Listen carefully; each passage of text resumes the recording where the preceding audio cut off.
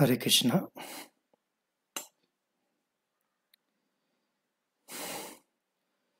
जय राधा माधव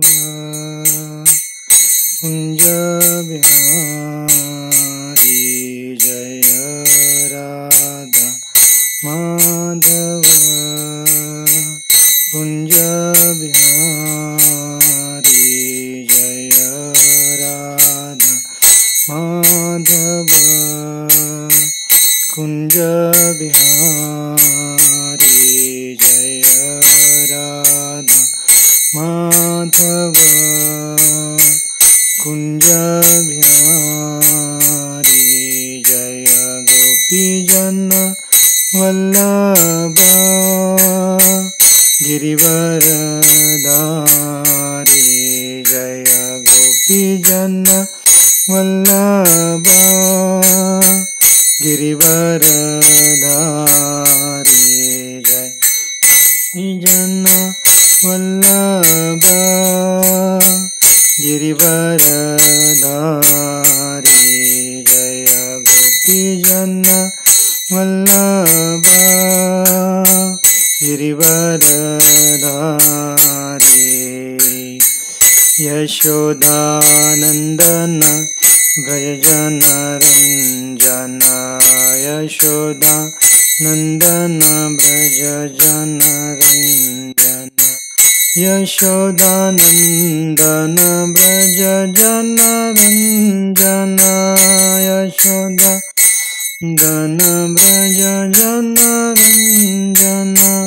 यशोदानंदन व्रजनरंजन, नंदन व्रजनरंजन, यमुना तीरावनचारी, यमुना तीरावनचारी, यमुना तीरावनचारी, यमुना तीरावनचारी, जय राधा माधव कुंज बिहारी, जय राधा माधव कुंज बिहारी, जय राधा माधव कुंज बिहारी, जय राधा माधव कुंज बिहारी।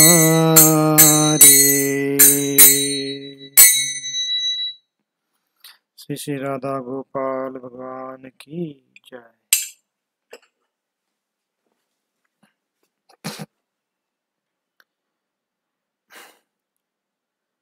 ओम नमो भगवते वासुदेवाय, ओम नमो भगवते वासुदेवाय, ओम नमो भगवते वासुदेवाय, नमो विष्णुपादाय कृष्णपृष्ठाय भूतले श्रीमते भक्तिवेदांत स्वामिन् इति नामिने, नमस्ते सारस्वती देवे गौरवाणी प्रचारिणे, निर्विशेष शून्यवादी पाश्चात्य देशतारिणे, जय श्री कृष्ण चैतन्य प्रभु नित्यानंद, श्री अद्वैत गदाधर श्रीवासादि गौर भक्तवृंद, हरे कृष्णा कृष्णा कृष्णा हरे हरे, हरे राम राम राम हरे हरे।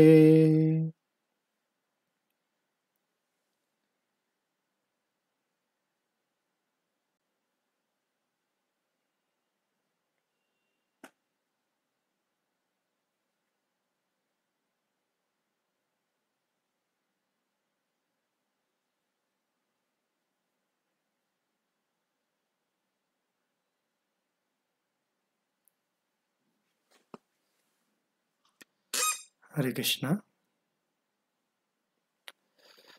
तर सर्व भक्तांचं पुन्हा एकदा आजच्या आपल्या भागवतम क्लासमध्ये विशेष स्वागत आहे. तर सुरुवातीला सूचना म्हणजे आपण आपल्या व्हॉट्सअप ग्रुपवर एक सूचनेचा व्हिडिओ आपण पाठवला होता, आपण पाहिला असेल. किंवा आपलं जे नेहमीचं चॅनल आहे त्याच्यावर पण आपण एक छोटासा व्हिडिओ अपलोड केला होता, ते पण आपण पाहिला असेल. तर त्याच्यामध्ये आपण हे सांगितलेलं आहे की आपलं जे नेहमीचं चॅनल आहे हरे कृष्ण सत्संग विता, तर हे चॅनलचं थोडं यूट्यूबच्या कडून काही नियमामुळे काही दिवस थांबवलेलं आहे. मग 5-6 दिवस किंवा एक आठवडा त्याच्यावर आपण लेक्चर अपलोड करू शकणार नाही, म्हणजे लाईव्ह स्ट्रीम म्हणजे दाखवू शकणार नाही. तर एक आठवड्यानंतर पुन्हा ते चालू होईल. तर तेव्हा एक आठवड्यापर्यंत आपण आता ह्या नवीन चॅनलवर आपण आपलं लेक्चर सुरू करू. तर आज मोहित पोनच्या नावानंच आपण चॅनल आहे त्याच्यावर सुरू केलेलं आहे.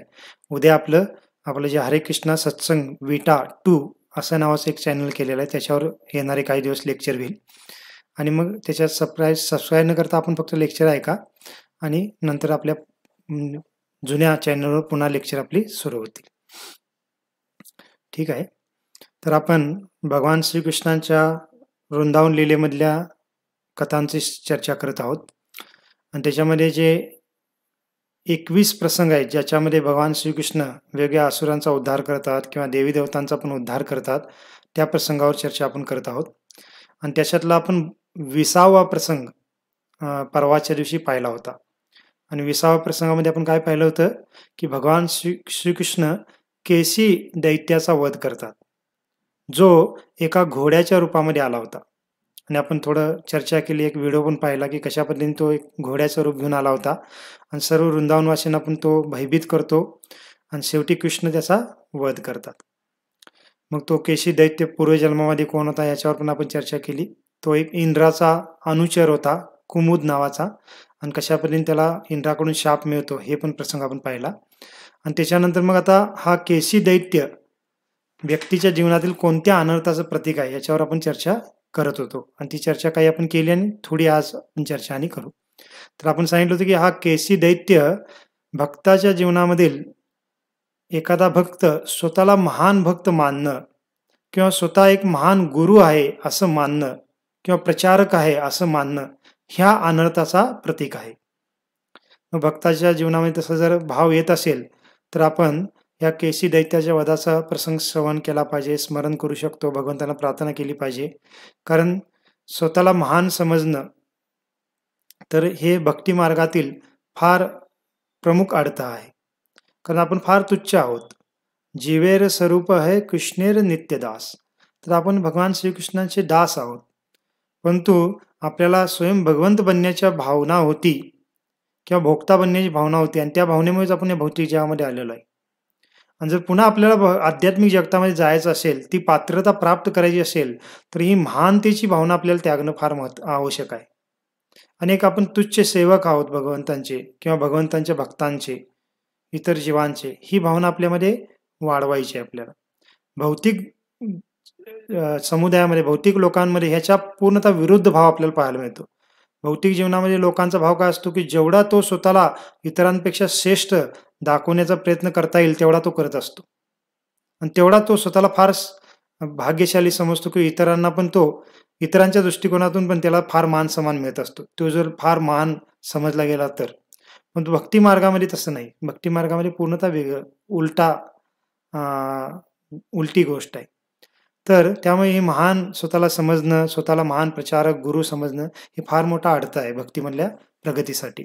मग त्यासाठी आपण म्हणले की 2 गोष्टी भक्तांनी केल्या पाहिजे, फार महत्त्वपूर्ण आहेत. जर आपल्यामध्ये ती महानतेचा भाव येऊ नये, श्रेष्ठत्वाचा भाव येऊ नये यासाठी तर काय केलं पाहिजे. पहिली गोष्ट आपण सांगितली होती परवाच्या दिवशी की आपण वरिष्ठ जे शुद्ध भक्त वैष्णव आहेत त्यांची सेवा केली पाहिजे. म्हणजे शुद्ध भक्त असतात, वरिष्ठ जे संन्यासी भक्त आहेत, गुरु आहेत, अशांची आपण जेव्हा आपल्याला संधी मिळेल त्यावेळेला फार उत्सुकतेने सेवा करण्याचा प्रयत्न केला पाहिजे. त्यांची आपण सेवा करू तर आपल्यामधल्या स्वतःची ही महान भावना नष्ट होऊन जाईल.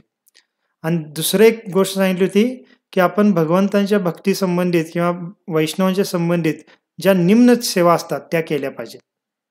मग आपण किती फार उच्च शिक्षित असू, किती धनाढ्य असू, समाजामध्ये भरपूर मान सन्मान असेल, तरी पण आपण मंदिरात येऊन किंवा अशा भक्तांच्या समुदायामध्ये येऊन फार निम्न सेवा करण्याचा प्रयत्न केला पाहिजे. मग त्याच्यामध्ये निम्न म्हणजे मंदिराची साफ-सफाई आहे, प्रसाद वितरण आहे, भरपूर काही वेगवेगळ्या सेवा असतात. तर त्या आपण सेवा केल्या पाहिजे. मग आपल्यामध्ये ती भावना येणार नाही. आणि वैष्णवांच्या महानतेबद्दल आपण श्रवण करत राहिलो, की पूर्ववर्ती आचार्य किती महान होते, त्यांनी कसा प्रचार केला किंवा किती श्रेष्ठ त्यांनी भक्ती केली. तर हे पण श्रवण केल्यानंतर आपल्याला श्रेष्ठत्वाचा भाव कमी होऊन जाईल.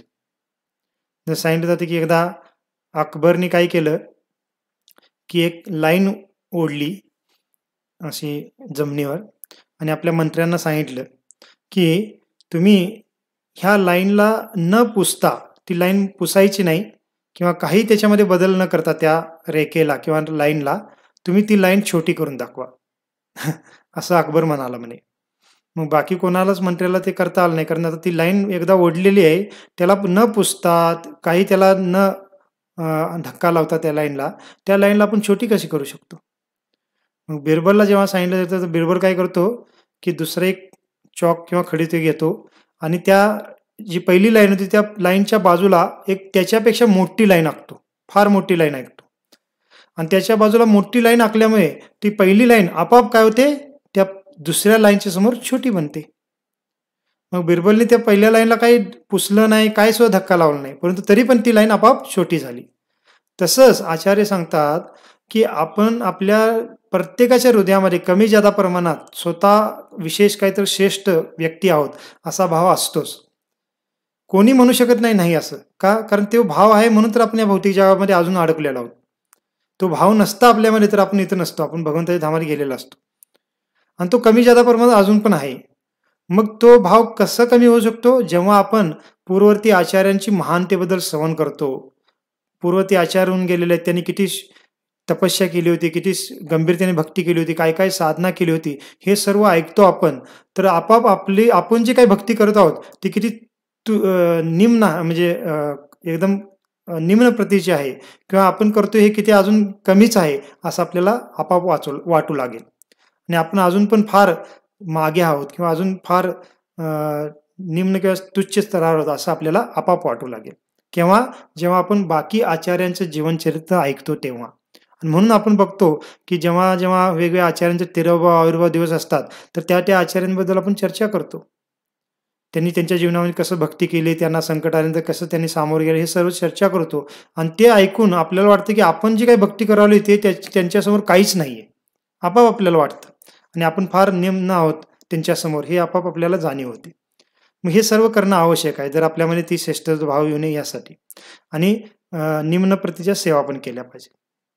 तर एक 2 प्रसंग आहेत, ते प्रसंग आपण चर्चा करू. त्याच्यातून आपल्याला कळेल, की एखाद्या निम्न प्रतीची सेवा केल्यानंतर तो कसा स्वतःला ह्या भावनेतून सुरक्षित ठेवू शकतो. तर एक रामानुजाचार्यांच्या संबंधित एक प्रसंग येतो. आता रामानुजाचार्य आपल्याला माहित आहेत, श्री संप्रदायाचे ते आचार्य आहेत ह्या कलियुगातले.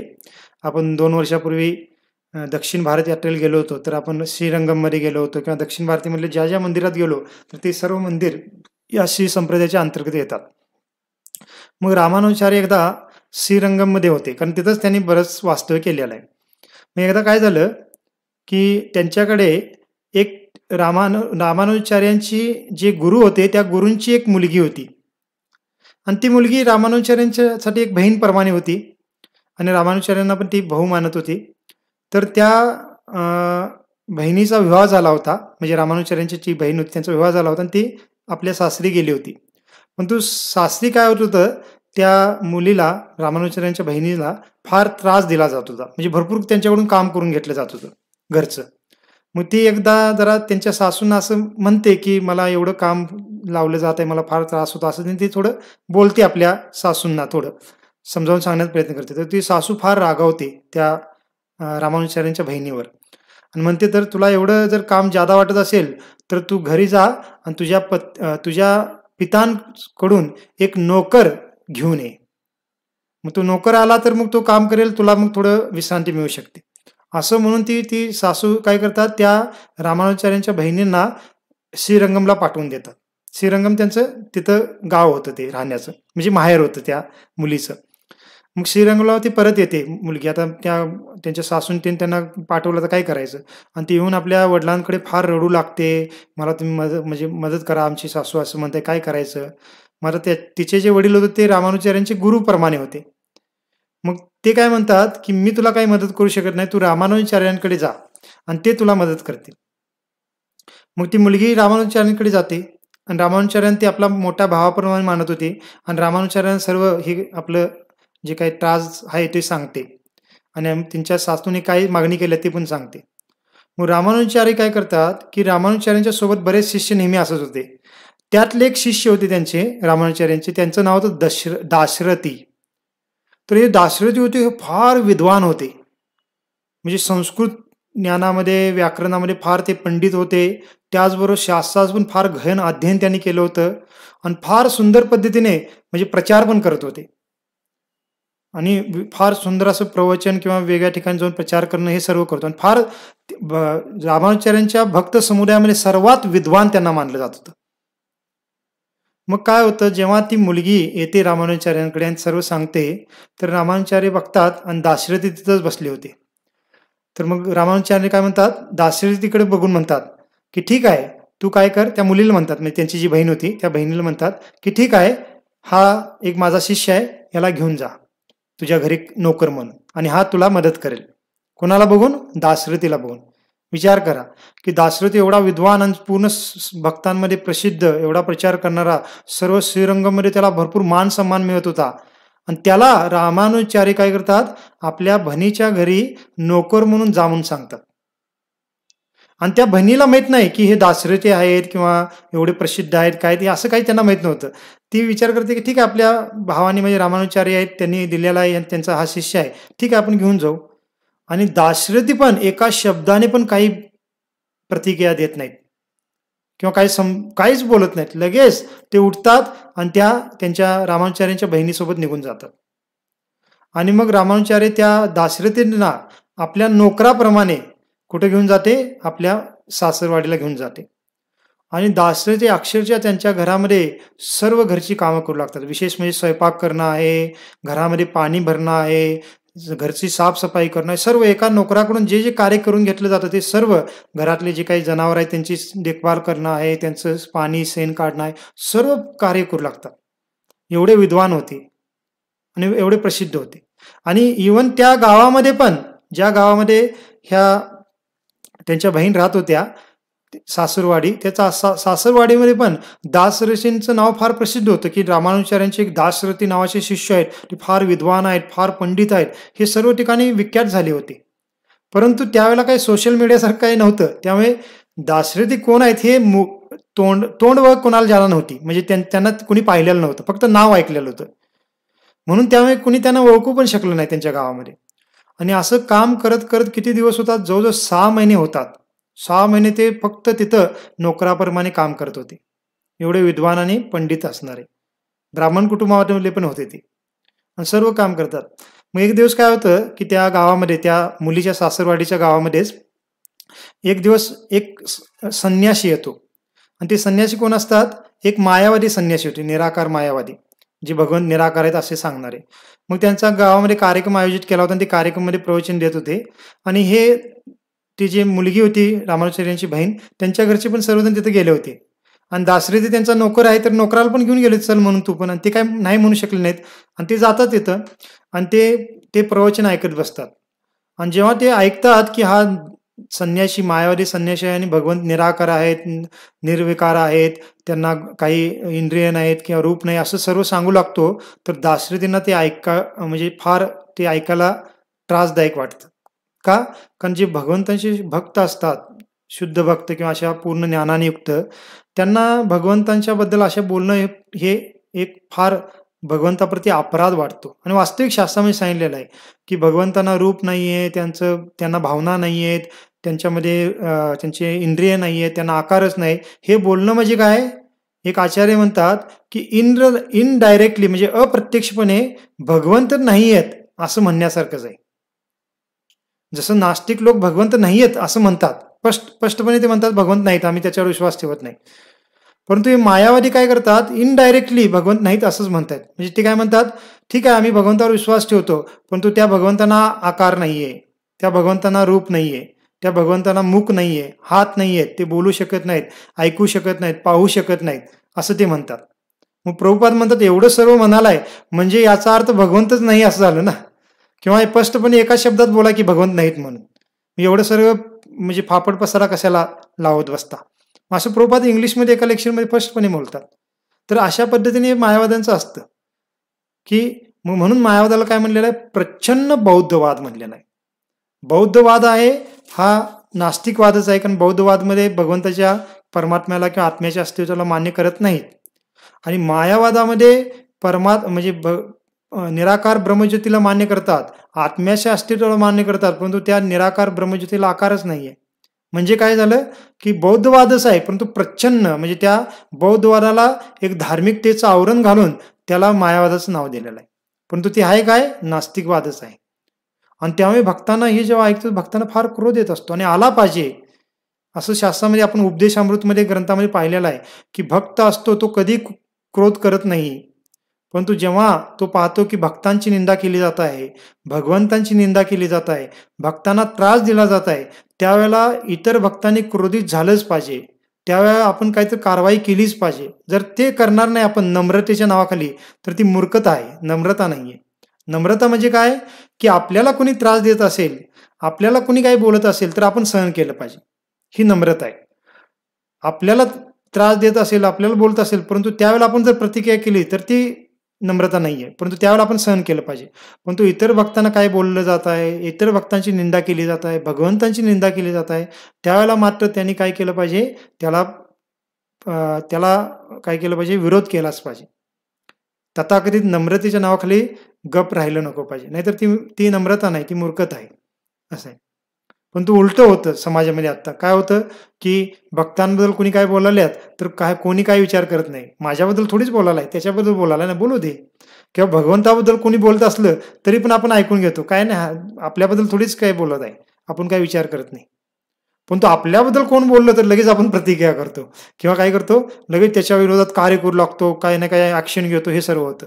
तर हे उलट आहे. परंतु भक्तांचा भाव वेगळा असतो, आपल्याबद्दल काय आलं तर ते सहन करतील, परंतु भगवंताबद्दल भक्तांबद्दल काय बोललं गेलं तर ते लगेच त्याचा विरोध करतील. मग तसंच ह्या दासरथींना ते ऐकल्यानंतर फार म्हणजे ते सहन करू शकले नाहीत. लगेच स्वतःला ते नियंत्रित करतात की बोललं नको पाहिजे आपण काही, कारण बोललो तर मग सगळ्यांना कळेल मी कोण आहे, आणि मग ह्या आपले जे आपल्या गुरु महाराजांची बहीण आहे यांना आपण पुन्हा त्रास होईल.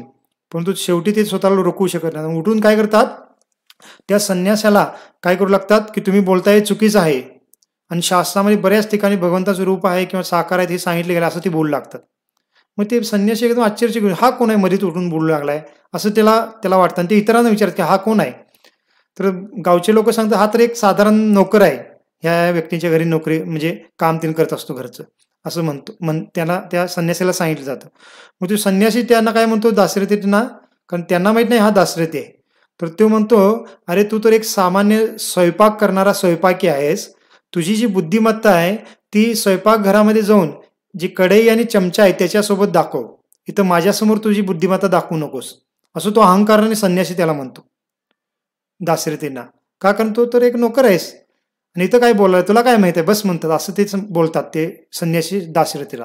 त्यावेळेला मात्र दासरथी स्वतःला रोखत नाही, आणि दासरथी मग पूर्ण वेगवेगळ्या शास्त्रातील जे काही श्लोक आहे, संदर्भ आहेत ते देऊन भगवान कसे साकार आहेत आणि निराकारवाद कसा थोटांड आहे हे सगळं तिथं सांगू लागतात. आणि जसं ते बोलू लागतात सर्व गावातले लोक आश्चर्यचकित होतात, अरे हा तर एक साधारण नोकर आहे, ह्याला कसं एवढं ज्ञान आहे, एवढं कसं हा बोलू लागला, एकदम आश्चर्याने सर्वजण पाहतच राहतात. ते रामानुजाचार्यांची जी बहीण होती त्यांना पण माहित नव्हतं की हा दासरथी आहे, आणि त्या पण एकदम आश्चर्यचकित होत्या, हा तर आमच्या घरात एवढ्या 6 महिन्यापासून काम करत नाही, ह्याला कसं एवढं ज्ञान आलं, केव्हा हे वाचन करत होता किंवा अध्ययन करत होता, आणि सगळे एकदम आश्चर्यचकित होतात. आणि शेवटी ते दासरथी त्या संन्यासाला, मायावादी संन्यासाला पूर्णतः पराजित करतात. तो मायावादी संन्यासी पूर्णतः अपमानित होऊन तिथून पलायन करून जातो, निघून जातो. आणि सर्व गाववाले एकदम आश्चर्यचकित होऊन त्याच्याकडे येऊन विचारतो, तुम्ही कोण आहात, वास्तविक तुम्ही कोण आहे सांगा, कारण तुम्ही सामान्य असं नोकरी करत आहात, इथं काम करत, पण तुमचं वास्तविक हे ओळख नाहीये, तुम्ही कोण आहात सांगा, असं सर्वजण विचारलं. तरी पण ते काही बोलत नाहीत. का, कारण मी दासरथी आहे म्हणलं तरी पण तो अहंकारच झाला, स्वतःची ओळख सांगितलं तरी पण ते काय सांगत नाहीत. नाही म्हणतात मला रामानुजाचार्यांनी पाठवलेलं आहे, मी त्यांचा एक तुच्छ सेवक आहे आणि मी इथं ते काम करण्यासाठी आलो असं सांगतात. शेवटी काय करतात, गाववाले आणि त्या मुलीच्या घरचे सर्वजण त्या दासरथींना घेऊन रामानुजाचार्यांकडे येतात आणि त्यांना सांगतात की तुम्ही हे कोणाला पाठवलेलं आहे, हा एवढा 6 महिने आमच्या घरामध्ये एवढं काम करत आहे, परंतु आम्ही पाहिलं की त्याला इतकं ज्ञान आहे, इतका हा विद्वान आहे, हा कोण आहे सांगा खरोखर, असं ते रामानुजाचार्य म्हणतात. आणि मग त्यावेळेला सगळ्यांना कळतं की हा कोण आहे, दासरथी आहे. सर्वात विद्वान पंडित रामानुजाचार्यांचा सर्वात श्रेष्ठ शिष्य हा तो आहे. आणि त्यावेळेला मग त्या गावचे सर्व एकदम आश्चर्यचकित होतात, ते प्रणाम करू लागतात त्यांना. आणि त्या रामानुजाचार्यांच्या बहिणीचे घरचे पण एकदम त्यांचं मन परिवर्तन होतं की पहा किती श्रेष्ठ आहेत हे रामानुजाचार्यांचे भक्त शिष्य, आणि ही आपली सून पण ही त्यांची बहीण आहे किंवा त्यांच्या संबंधित आहे. मग त्यांचं पण परिवारातलं सर्व ते परिस्थिती बदलून जाते. आणि मग रामानुजाचार्य त्यांना आणखी आपल्याजवळ ठेवून घेतात दासरथींना. आणि मग आचार्य सांगतात नंतरचे की रामानुजाचार्यांनी हे का केलं, कारण रामानुजाचार्यांना माहित होतं की हा दासरथी फार विद्वान आहे, फार पंडित आहे आणि फार शुद्ध भक्त पण आहे, परंतु जर त्याला आपण अशा निम्न सेवेमध्ये नाही लावलं तर त्याच्यामध्ये अहंकार येऊ शकतो भविष्यामध्ये आणि हे त्याच्यासाठी चांगलं नाही. आणि म्हणून रामानुजाचार्यांनी जाणून बुजून त्यांना त्यांच्या बहिणीच्या घरी कामाला पाठवलं. आणि त्या दासरथींना पण माहित होतं की माझे गुरु माझ्यासाठी जे पण काय करत आहेत ते माझ्यासाठी चांगलंच आहे आणि मी त्याला विरोध केला नको पाहिजे, याच्यातून मला लाभच होणार आहे, एवढेच ते समर्पित होते आणि लगेच ते गेले. विचार करा आजच्या स्थितीमध्ये असं कोण करू शकतं का? जसं आमच्या समुदायामध्ये आम्ही पण ब्रह्मचारी म्हणून मंदिरमध्ये जॉईन झालेलो आहे, परंतु समजा आम्हाला आमच्या गुरूंनी किंवा आमच्या वरिष्ठांनी सांगितलं कोणा तर त्यांच्या वैयक्तिक एखाद्या नातेवाईकाच्या घरी मी जाऊन तुम्ही 2-4 महिने काम करा, तर आम्ही तयार होऊ का? मला तर वाटतं मी तर होणार नाही, कारण तेवढी शरणागती आमच्यामध्ये तर येऊन म्हणजे माहीत नाही, तेवढी अजून परीक्षा पण झाली नाही आमची. परंतु वास्तविकता आहे, म्हणजे विचार करा की दाशरथी की एका शब्दाने रामानुजाचार्यांच्या बहिणीच्या घरी 6 महिने काम करतात. आणि काम म्हणजे असं नाही की थोडं बहुत काय, पूर्ण घरचं जे काही पाणी भरणं, स्वयंपाक करणं, झाडपोट करणं सर्व करतात. का? कारण त्यांना माहीत होतं की माझे गुरु हे माझ्या योग्यासाठी करत आहेत. नंतर मग रामानुजाचार्यांना त्यांच्यावर फार म्हणजे प्रसन्नता, ते फार आनंदित होतात दासरथींवर. आणि नंतर म्हणलेला हेच दासरथी रामानुजाचार्यांचे नंतरचे फार प्रसिद्ध शिष्य बनतात. फार मोठ्या प्रमाणात ते प्रचार करतात. बरेच त्यांचे आणखीन पुढचे पण प्रसंग आहेत. आपण आपल्या यात्रेमध्ये ते प्रसंग सांगितले आहेत. काही अजून तुम्हाला आपल्या लक्षात म्हणजे स्मरणात नसतील, पुन्हा कधीतरी आपण बोलू त्यांच्याबद्दल. परंतु हा एक प्रसंग फार विशेष आहे की ज्याच्यामध्ये रामानुजाचार्य आपल्या शिष्यामध्ये अहंकार येऊ नये, आपण महान भक्त आहोत किंवा महान प्रचारक आहोत, महान गुरु आहोत असं वाटू नये म्हणून त्यांना एकदम निम्न सेवेमध्ये लावतात आणि शिष्य पण निम्न सेवा करतात आणि त्याच्यामुळे त्यांना आजीवन अशा कधी भाव येत नाही. तर हे फार महत्त्वपूर्ण आहे.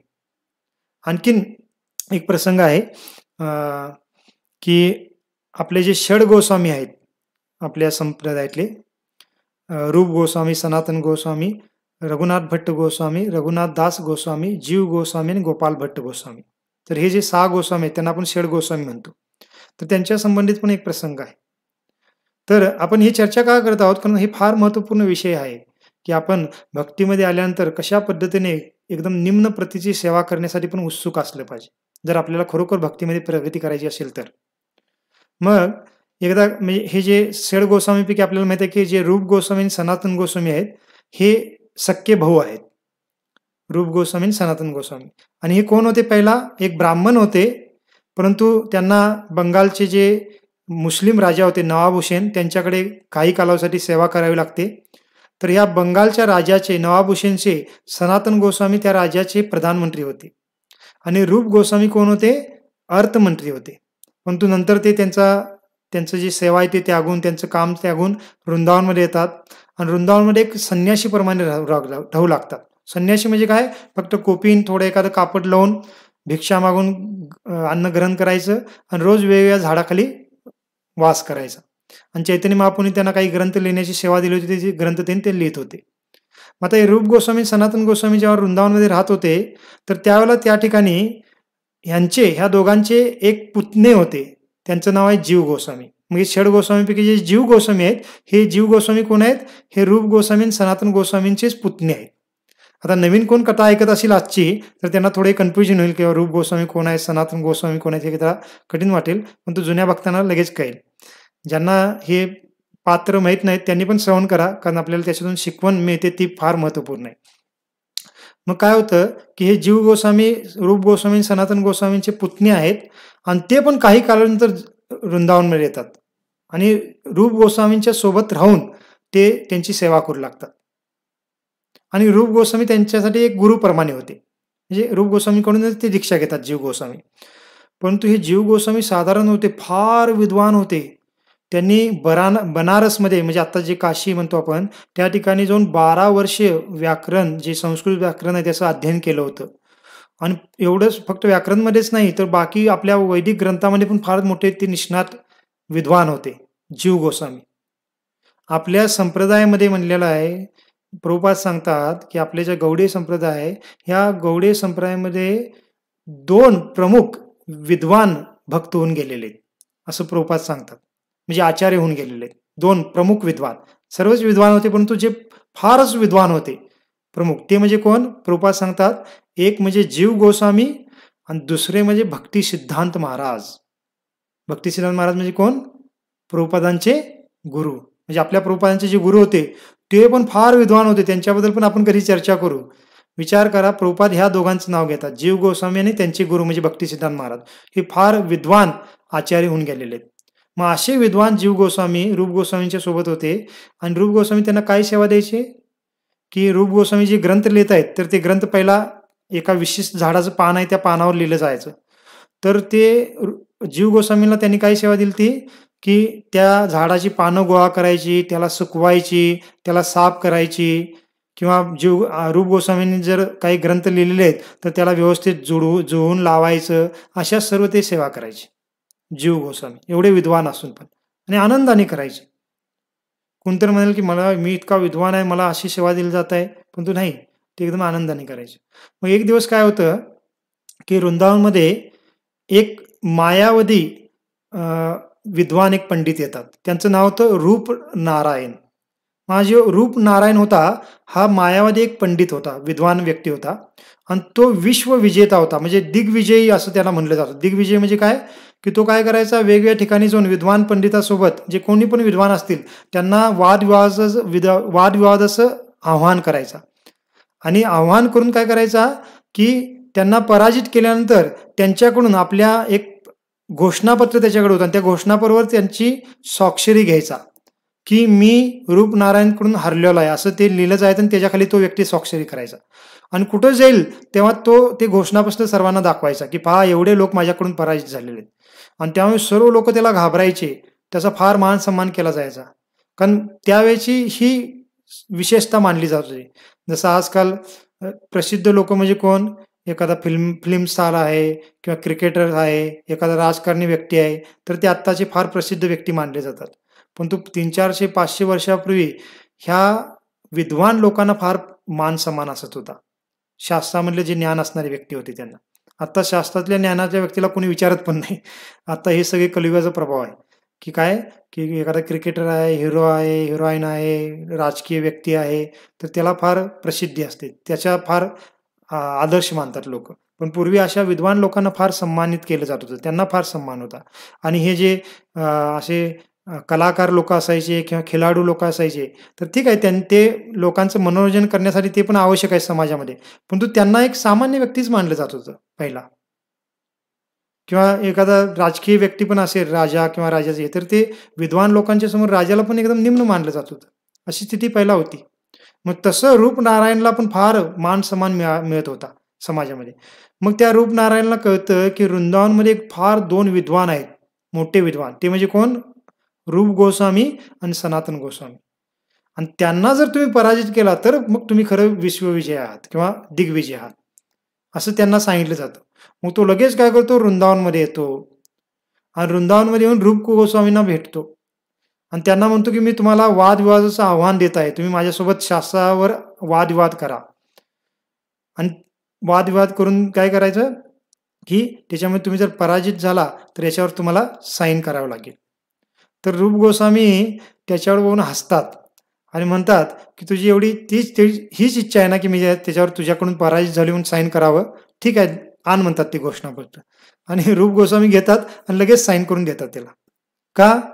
याचा अर्थ रूप गोस्वामी त्यांना घाबरले होते का? नाही. रूप गोस्वामी त्यांच्यापेक्षा फार विद्वान होते, परंतु रूप गोस्वामी विचार करतात की हा मूर्ख व्यक्ती भौतिक मान सन्मानासाठी इकडे तिकडे फिरून आपली विद्वत्ता दाखवत आहे, त्याचा काय लाभ आहे? त्यापेक्षा आपण भगवंताचं भजन केलं पाहिजे. त्याच्याबरोबर चर्चा करण्यामध्ये मी कशाला वेळ वाया घालू आणि मी माझी विद्वत्ता दाखवण्याचा प्रयत्न करू. ठीक आहे, मी तुझ्यापेक्षा निम्न आहे, मला ज्ञान नाही, असं त्याला नमस्कार करतात. रूप गोस्वामी लगेच साईन करतात आणि देऊन टाकतात. तर हे भक्तांचा भाव असतो. आणि लगेच तो काय करतो, वृंदावनमध्ये सर्वांना दाखवत फिरतो, पहा रूप गोस्वामींनी पण माझ्याकडून पराजय स्वीकारला आणि त्यांनी स्वाक्षरी केलेली आहे, असं तो दाखवू लागतो.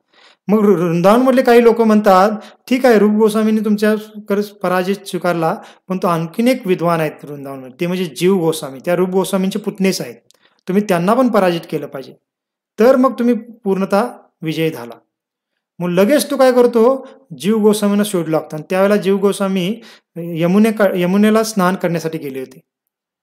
मग तिथं तो येतो आणि त्या जीव गोस्वामींना म्हणतो की पहा, तुमचे जे काका आहेत रूप गोस्वामी, त्यांनी माझ्याकडून पराजय स्वीकारला, त्यांनी तर याच्यावर स्वाक्षरी केलेली आहे, तू पण याच्यावर स्वाक्षरी कर पराजय स्वीकारून, असं ते म्हणतात.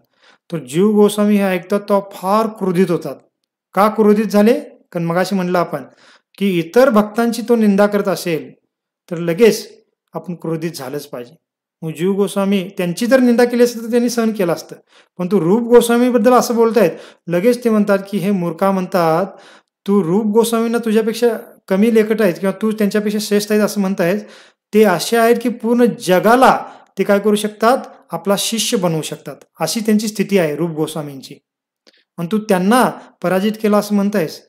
तुझी जर योग्यता असेल तर मी त्यांचा एक तुच्छ सेवक आहे, दास आहे, तू मला पराजित करून दाखव, मग मी मानेन की तुझ्यामध्ये काहीतरी योग्यता आहे. आणि असं जीव गोस्वामी त्याला म्हणतात. कोणाला? त्या रूप नारायण ह्या विद्वानाला. थोडं कन्फ्युजन होईल, कारण त्या विद्वान जो मायावादी विद्वान त्याचं पण नाव रूप नारायण आहे हा, आणि आपले जे भक्त त्यांचं नाव तर रूप गोस्वामी. तर थोडं ऐकताना आपल्याला जमलिंग होऊ शकतं. मग काय होतं, जीव गोस्वामी आणि त्या रूप नारायणमध्ये त्या यमुने काठीच वादविवाद सुरू होतो, म्हणजे बसून. कारण त्यावेळेला वादविवाद म्हणजे काय, मग सर्व लोक एकत्रित होणार, त्यांच्यासमोर सर्व चर्चा होणार. मग हे काही शास्त्रातले काही वाक्य सांगणार, श्लोक सांगणार, त्याचं खंडन करण्यासाठी यांनी काही श्लोक सांगायचे, याचं खंडन करण्यासाठी अनेक श्लोक सांगायचे. वादविवाद म्हणजे अशा पद्धतीने त्यांची चर्चा व्हायची. आणि शेवटी जो काही उत्तर देऊ शकत नाही किंवा काही एखाद्या गोष्टीत खंडन करू शकत नाही, याचा अर्थ तो पराजित झाला, असं होत होतं. आणि आजकाल जसं एखादा कुस्तीचं मैदान पाहण्यासाठी सर्व लोक एकत्रित होतात किंवा आणखीन काही वेगवेगळ्या गोष्टी, क्रिकेटची मॅच बघण्यासाठी एकत्रित होतात, तशा पद्धतीने त्यावेळेला ते वादविवाद पाहण्यासाठी बरेच लोक एकत्रित व्हायचे. तसं लोक एकत्रित पण होतात. आणि म्हणलेलं आहे त्यांच्या दोघांमध्ये 7 दिवस सलग वादविवाद चालतो. सलग म्हणजे संध्याकाळी मग ते विश्रांती घ्यायची, दुसऱ्या दिवशी सकाळी आणि चालू करायचे, म्हणजे दिवसभर वादविवाद व्हायचा, पुन्हा विश्रांती घ्यायची, असं 7 दिवस त्यांच्यामध्ये वादविवाद होतो. आणि 7व्या दिवशी काय होतं की जीव गोस्वामी त्याला पराजित करतात आणि तो अपमानित होऊन त्या वृंदावनमध्ये निघून जातो, रूपनारायण. मग आता जीव गोस्वामींनी हे केलं होतं, हे त्यांची विद्वत्ता दाखवण्यासाठी केलं नव्हतं. त्यांनी कशासाठी केलं होतं की रूप गोस्वामींची हा बदनामी करत आहे, सर्व ठिकाणी नेऊन ती घोषणापत्र दाखवून रूप गोस्वामी माझ्यापेक्षा कनिष्ठ आहेत असं म्हणून तो त्यांचा अपमान करत आहे, हे थांबवण्यासाठी जीव गोस्वामींनी ते केलं होतं. आणि दुसरं म्हणजे की भक्तीचं पण महात्म्य स्थापित करायचं होतं. हा मायावादी एक विद्वान आहे, आणि जर भक्त त्याच्याकडून हरल्यात हा सांगत राहिला तर मग यांचं ज्ञान हा मायावादी ज्ञान सांगत सांगत लोकांना फसवत राहील. मग त्यामुळे आपण भक्तीचं रक्षण करण्यासाठी पण हे करणं आवश्यक आहे, आणि म्हणून जीव गोस्वामींनी ते केलं होतं, त्याला हरवलं होतं. परंतु त्या 7 दिवसामध्ये रूप गोस्वामींना हे कळत नाही. 7 दिवसानंतर हे कळतं की जीव गोस्वामींनी, आपला जो पुतण्या आहे, त्यांनी त्या रूप नारायणाला हरवलेला आहे, असं रूप गोस्वामींना कळतं. मग रूप गोस्वामींना हे जेव्हा कळतं तर रूप गोस्वामी फार नाराज होतात. कोणावर? जीव गोस्वामीवर. आणि जीव गोस्वामीला बोलवतात आणि म्हणतात की हे जीव म्हणतात की पहा, म्हणतात तो मूर्ख व्यक्ती होता, तो आपला आयुष्य असं व्यर्थ घालवत होता आणि तो इथं आला होता, माझ्याकडे आला होता, मी त्याचं काही जादा हे नाही केलं, मी साईन करून दिलं त्याला स्वाक्षरी करून, पण तू विनाकारण त्याच्यासोबत एवढं 7 दिवस व्यर्थ का घालवलास चर्चा करण्यामध्ये? याचा अर्थ तुला तुझ्या विद्वत्तेवर अहंकार आहे, तुझ्या विद्वत्तेचं प्रदर्शन करण्याची तुझी इच्छा आहे. आणि त्यामुळे तू केलेला आहेस.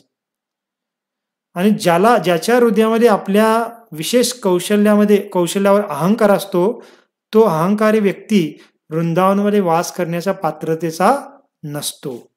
असं रूप गोस्वामी जीव गोस्वामीला म्हणतात. आणि जीव गोस्वामीला म्हणतात की तू आता वृंदावन सोडून निघून जा, वृंदावनमध्ये राहू नको.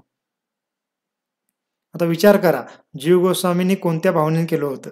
आणि रूप गोस्वामींना माहित नव्हतं नाही असं नाही, कारण रूप गोस्वामी पण शुद्ध भक्त आहेत, त्यांना पण माहित आहे जीव गोस्वामींचा भाव काय. पण तू रूप गोस्वामी एक उदाहरण दाखवून देण्यासाठी आपल्यासारख्या भक्तांसाठी, की एखाद्याच्या हृदयामध्ये जर थोडाही अहंकार असेल तर त्याला भगवंताच्या धामामध्ये एंट्री नाहीये किंवा प्रवेश नाहीये. मग ते जीव गोस्वामीच्या वरनं आपल्याला उदाहरण दाखवून देत आहेत. जसं म्हणतो ना आपण, लेकी बोले सुने लागे. तर तशा पद्धतीने रूप जीव गोस्वामी त्यांना फार प्रिय होते. जीव गोस्वामींचा काय भाव आहे हे पण त्यांना माहित होतं.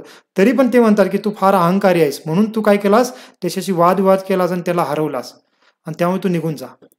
आणि जीव गोस्वामी पण काही स्पष्टीकरण देत बसत नाही, लगेच जीव गोस्वामी निघतात.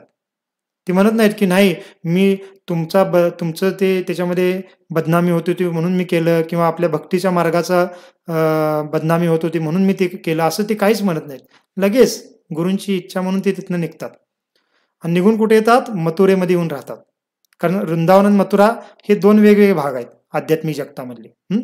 मग आता मथुरा म्हणजे आपल्या आता हे युपीमध्ये जे वृंदावन मथुरा आहे तिथं मथुरामध्ये येऊन राहतात. आणि कुठे राहतात, मथुरेमध्ये जे काही यमुना नदी आहे, त्या यमुना नदीच्या काठी एक फार मोठा खड्डा होता, त्या खड्ड्यामध्ये राहू लागतात. आणि कसं राहू लागतात, पूर्ण अन्न पाणी वर्ज्य करतात, सोडून देतात, आणि फक्त त्या खड्ड्यामध्ये बसून जप करत आहेत. का? कारण म्हणतात मी खरोखर एवढं मूर्खतेचं कार्य केलं, माझ्या गुरूंना म्हणजे रूप गोस्वामींना मी अप्रसन्न केलं, असं ते पश्चाताप करत. वास्तविक त्यांनी चुकीचं कार्य केलं होतं का नाही, तरी पण ते जाऊन तिथं काय करतात, अन्न पाणी त्यागून तिथं भजन करत बसतात. आणि बरेच दिवस ते अन्न पाणी काहीच ग्रहण करत नाहीत. पूर्णतः ते एकदम असे सडपातळ झाले होते, मरणप्राय झाले होते. मग एक दिवस काय होतं की सनातन गोस्वामी, आता बघा सनातन गोस्वामी कोण आहेत, ते रूप गोस्वामींचे मोठे भाऊ आहेत. जरा जुन्या भक्तांना जे कन्फ्युजन होणार नाही, नवीन भक्तांना जर कन्फ्युजन होईल, तर सनातन गोस्वामी जे आहेत रूप गोस्वामींचे मोठे भाऊ, ते एक दिवस मथुरेमध्ये भिक्षा मागण्यासाठी गेले होते. कारण रूप गोस्वामी सनातन गोस्वामी हे रोज वेगवेगळ्या ठिकाणी भ्रमण करत असत होते. मग एक दिवस भ्रमण करता करता ते मथुरेमध्ये गेलते, आणि मथुरेमध्ये ते एका घरामध्ये भिक्षा मागत होते. आणि भिक्षा मागत असताना त्या घरची जी माताजी होत्या त्या काही घरात आत काम करत होत्या. आणि त्या माताजी काय करतात की कामामध्ये व्यस्त असल्यामुळे सनातन गोस्वामी घराच्या बाहेरनं भिक्षा मागत असताना एकदा आवाज दिल्यानंतर त्या माताजी बाहेर येत नाहीत. मग थोडा वेळ सनातन गोस्वामी थांबतात, पुन्हा एकदा आवाज देतात, तरी पण त्या माताजी अजून बाहेर येत नाहीत. आणि तिसऱ्यांदा पण आवाज देतात. मग त्यावेळेला ती माताजी येते बाहेर, थोडी रागानेच बाहेर येते आणि म्हणते की हे बाबा, म्हणतात तुला काही धैर्य आहे का नाही, मी काही घरचं काम करता येत होते, पण तू सारखं तू एवढे हाक मारण्याची काय आवश्यकता आहे, तुझ्यामध्ये काही धैर्य नाही का, असं ती माताजी सनातन गोस्वामी म्हणू लागते. आणि ती माताजी म्हणते तू एवढा उतावीळ झालेला आहे, आमच्या ह्या गावाच्या शेजारीच्या यमुनेच्या किनारी एक बाबाजी राहतो, तो तर अजिबात काही ग्रहण करत नाही, कोणाकडे जाऊन काही मागत पण नाही, आणि तू मागायला आलायस आणि थोडा वेळ लेट झाला तर लगेच आणि पुन्हा हाक मारत आहेस, असं ती माताजी म्हणते. तर सनातन गोस्वामी त्या माताजींची काही ज्यादा बोलत नाहीत किंवा काही स्पष्टीकरण देण्याचा प्रयत्न करतात. लगेच सनातन गोस्वामी काय म्हणतात, हा असा बाबाजी तिथे आहेत का यमुनेच्या किनारी, की जे काहीच ग्रहण करत नाहीत, भजन करत बसतात, तर कुठे आहेत सांगा, मी त्यांना भेटतो. का? कारण सनातन गोस्वामींचा भाव काय होता की तो जो साधू संत असेल तो फार श्रेष्ठ असणार आहे, त्याला आपण भेटलं पाहिजे, त्याचा आशीर्वाद घेतला पाहिजे, त्याचा संघ घेतला पाहिजे. म्हणजे पहा भक्तांचा भाव काय असतो पहा. सनातन गोस्वामी पण साधारण नव्हते, ते जीव गोस्वामींसाठी गुरूंच्या स्थानीच होते. पण तो सनातन गोस्वामी तसं त्या माताजीला म्हणतात. तर माताजी म्हणतात ठीक आहे, त्या यमुनेच्या त्या ठिकाणी आहेत तिथं जावा. मग सनातन गोस्वामी तिथे येतात आणि त्या खड्ड्यामध्ये बघतात तर कोण आहेत, स्वयं जीव गोस्वामीच आहेत, त्यांचे पुतणेच होते ते. मग त्यांना आश्चर्य होतं की हा इथं कसं आलेला आहे आणि इथं एकटा कसं बसलेला आहे. मग ते जीव गोस्वामींकडून त्यांना कळत नाही, इतर लोकांकडून कळतं की रूप गोस्वामींनी त्यांना असा दंड दिलेला आहे आणि त्यामुळे ते इथे येऊन बसलेले. मग काय करतात, सनातन गोस्वामी जीव गोस्वामींना घेतात सोबत, वृंदावनमध्ये येतात आणि रूप गोस्वामींकडे घेऊन येतात आणि रूप गोस्वामींना सांगतात. कारण रूप गोस्वामी हे सनातन गोस्वामींचे लहान भाऊ होते आणि रूप गोस्वामी पण सनातन गोस्वामींना आपला गुरुच मानत होते. त्यामुळे सनातन गोस्वामी रूप गोस्वामीला कधी कधी रागवत पण होते, काय असं काही गोष्टी झाल्या तर. कारण तेवढा अधिकार होता त्यांचा. मग सनातन गोस्वामी रूप गोस्वामींना म्हणतात की हे रूप म्हणतात की पहा, म्हणतात वैष्णवांमध्ये 3 विशेष गुण असले पाहिजे. कोणते गुण? नाम रुची, वैष्णव सेवा आणि जीवदया. लक्षात ठेवा, आपल्या संप्रदायामध्ये ह्या 3 गोष्टी फार महत्त्वपूर्ण आहेत. आचार्य सांगतात की वैष्णवांमध्ये हे 3 गुण असले पाहिजे. कुठले? नाम रुची, त्यांनी आपल्या हरिनामाच्या जपामध्ये रुची येण्यासाठी प्रयत्न केला पाहिजे, नाम रुची प्राप्त करण्याचा प्रयत्न केला पाहिजे. दुसरी गोष्ट वैष्णव सेवा, आपण वैष्णव सेवा करण्यामध्ये फार तत्पर असलं पाहिजे. वैष्णव सेवा म्हणजे काय की वरिष्ठ वैष्णव आहेत, गुरु आहेत किंवा इतरही वैष्णव, आपण सर्वांची जेव्हा संधी मिळेल तेव्हा सेवा केली पाहिजे.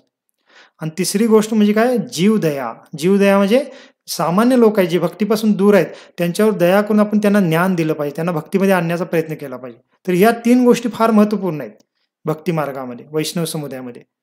तर मग सनातन गोस्वामी रूप गोस्वामी म्हणतात की या 3 गोष्टीमधले तुम्ही एका गोष्टीचं पालन करत नाही आहात. ती म्हणजे कोणती? जीवदया. जीवांवर दया केली पाहिजे तुम्ही. आणि तसं जीव गोस्वामीचं नाव पण जीवच होतं. मग काय म्हणतात की जीव गोस्वामीवर तुम्ही दया केली पाहिजे, त्यांना माफ केलं पाहिजे, तुम्ही ह्यांना एवढा कठोर दंड दिला. मग सनातन गोस्वामी तसं म्हणल्यानंतर रूप गोस्वामी लगेच काय करतात? जीव गोस्वामींना आणि पुन्हा स्वीकारतात. म्हणजे याचा अर्थ त्यांना माफ केलं पण नाही असं नाही, कारण माफ करण्याचा प्रश्न नव्हता, त्यांची काही चुकलंच नव्हतं आणि रूप गोस्वामींना पण माहिती होतं. फक्त आपल्यासारख्या आत्ताच्या भक्तांना एक उदाहरण स्थापित करण्यासाठी रूप गोस्वामी त्यांना दंडित करतात आणि ते पण ते दंड स्वीकारतात.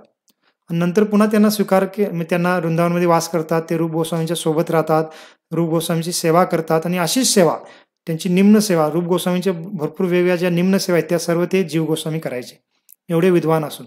आणि पुढे जाऊन रूप गोस्वामी सनातन गोस्वामीचा ध्येय त्यागल्यानंतर हेच जीव गोस्वामी आपल्या संप्रदायाचे प्रमुख आचार्य बनतात. का बनतात? कारण त्यांनी अशा पद्धतीने रूप गोस्वामींनी त्यांना जी जी सेवा दिली निम्न प्रतीची, ती सेवा त्यांनी केली, किंवा त्यांना प्रसंगी त्यांची चूक नसताना दंडित केलं तरी पण ती दंड त्यांनी स्वीकारला. आणि म्हणून त्यांच्यामध्ये गर्व अहंकार आला नाही जीव गोस्वामींच्यामध्ये. आणि पुढे जाऊन ते फार मोठे आचार्य बनले आपल्या संप्रदायाचे. षड गोस्वामींपैकी एक त्यांना मानलं जातं. आणि म्हणलेलं आहे ते इतके विद्वान होते, त्यांनी जे ग्रंथ लिहिलेले आहेत त्या सर्व ग्रंथाचे जर श्लोक एकत्र केले तर जवळजवळ म्हणलेलं आहे 4 ते 5 लाख श्लोक होतात संस्कृतचे. आत्ता आधुनिक विद्वानामध्ये, लेखकामध्ये एवढ्या मोठ्या प्रमाणात ग्रंथांचं लिखाण कुणीही केलेलं नाही. व्यासमुनींनी केलेलं आहे किंवा बाकीच्या पूर्ववर्ती म्हणजे हजारो वर्षापूर्वीचे जे ऋषी म्हणून गेले त्यांनी केलेलं आहे, पण तो अलीकडे 500-600 वर्षामध्ये अशा मोठ्या स्वरूपात कोणीही लेखन केलेलं नाही. आणि म्हणून म्हणलेलं आहे की आत्ता जी बनारस युनिव्हर्सिटी आहे किंवा उत्तर भारतातल्या काही युनिव्हर्सिटी आहेत, त्या युनिव्हर्सिटीमध्ये अजूनही जीव गोस्वामींचे बरेच ग्रंथ वेगवेगळ्या अभ्यासक्रमामध्ये शिकवले जातात. एवढे ते विद्वान होते.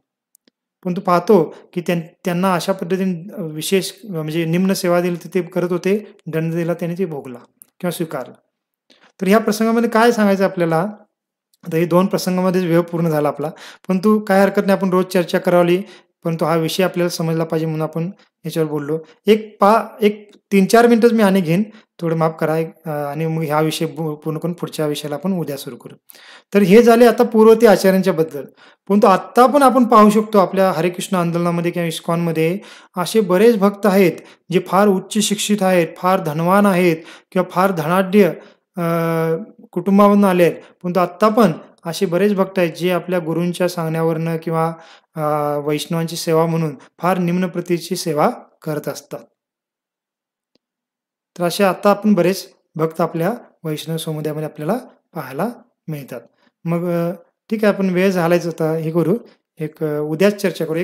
ज्यादा नाही, 2 उदाहरण पाहून आता पुढचा जो व्योमासुरांचा प्रसंग आहे तो आपण चर्चा करू.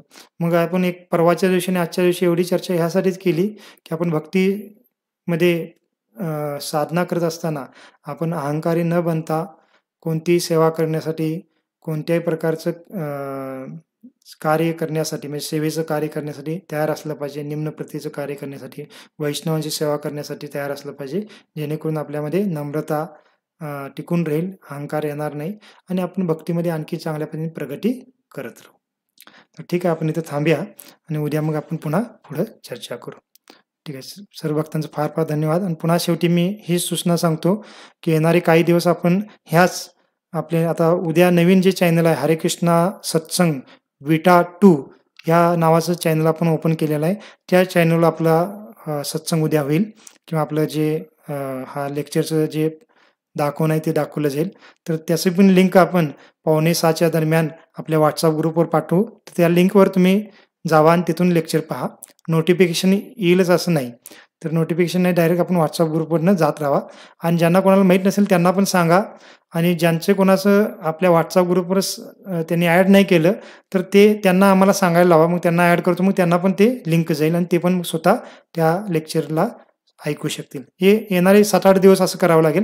तिथून पुन्हा आपल्या जुन्या चॅनलवर आपले लेक्चर चालत राहतील आणि पुन्हा नोटिफिकेशन पण आपल्याला येत राहील. ठीक आहे. सर्व भक्तांचं फार फार धन्यवाद. श्रील प्रभुपाद की जय. अनंत कोटि वैष्णव वृंद की जय. निताय गौर प्रेमानंदे. हरि हरि.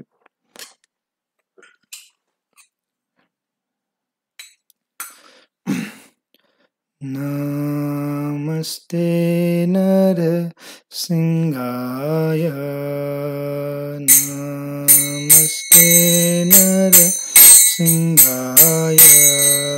लाद लाद दाइन. लाद लाद दाइने. हिरण्य कशिपुर्वक्ष. हिरण्यकशिपुर्वक्ष. शीलटङ्कनकालये. शीलटङ्कनकालये.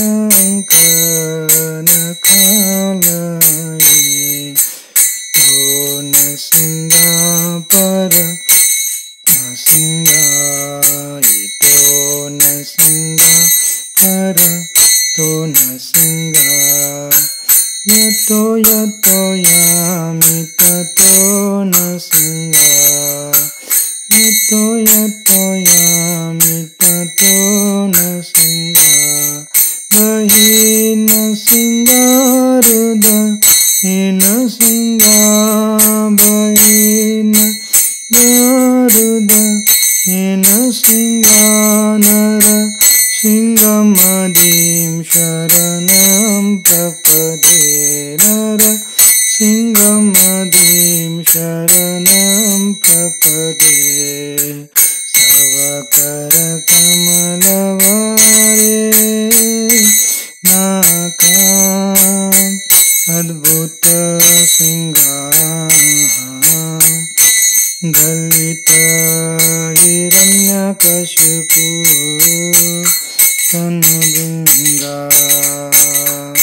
केशवदूता नरहरिरूपा. जय जगदीश हरे. जय जगदीश हरे. जय जगदीश हरे. तव करकमलवारे नाकाम् अद्भुत सिंहा. दलित हिरण्यकशिपु तनुभृङ्गा. केशवदूता नरहरिरूपा. जय जगदीश हरे. जय जगदीश हरे. जय जगदीश हरे. जय केशवदूता नरहरिरूपा. जय जगदीश हरे. जय जगदीश हरे. जय जगदीश हरे. जय विघ्न विनाशक नृसिंहदे.